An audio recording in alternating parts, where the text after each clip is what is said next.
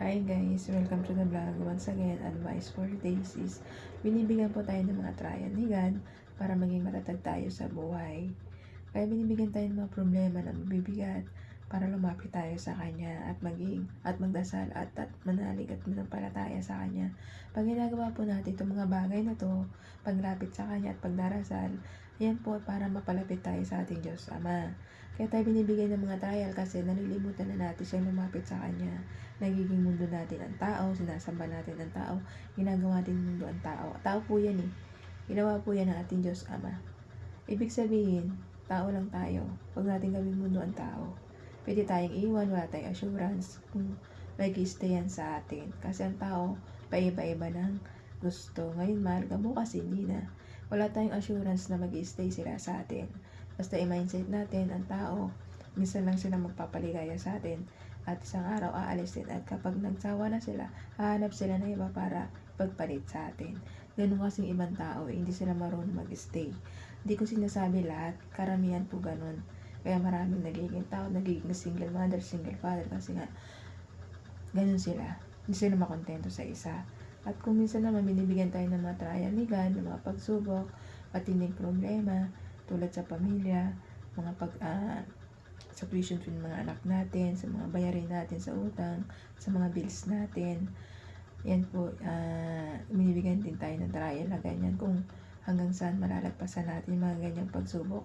Sikat po kasi gagawa siya ng may tao para mag-provide sa atin na makasurvive tayo sa mga problema natin financially.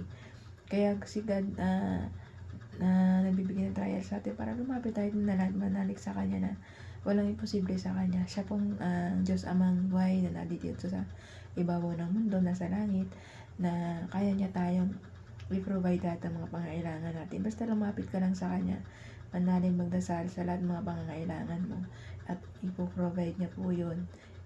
Magbibigay po siya ng tao para ma-provide lahat yung mga pangangailangan natin, mga utang natin at alalahan natin, agam-agam natin sa buhay.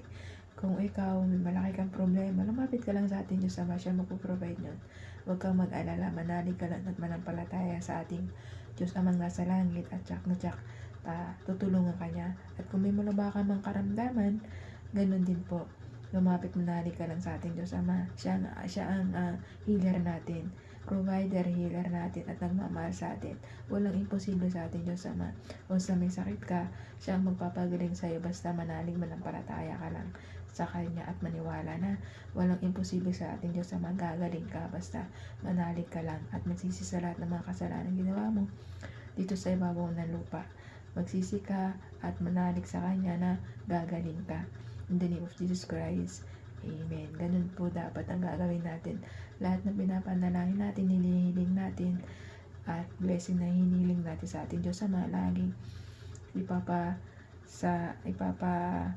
bibigay natin lahat yun sa ating Diyos Anak na si Jesus Christ. Lahat ng mga panalangin natin at hinihiling natin sa ating Diyos Ama, ibibigay natin yon sa pangalan ng kanyang anak na si Jesus Christ. Kasi si Jesus Christ po kasi ang ating kaligtasan. Kasi siya pong pinako sa krus para tayong lahat tayo maligtas dito sa ibabaw ng lupa. Kasi tayong mga tao ay makasalanan. Siya po ang pumutol nun. Kaya lagi po tayong magdarasal sa ating Diyos Ama, sa Diyos Anak. Kaya hanggang dito na lang po ang aking advice. Ingat po tayong lahat and God bless.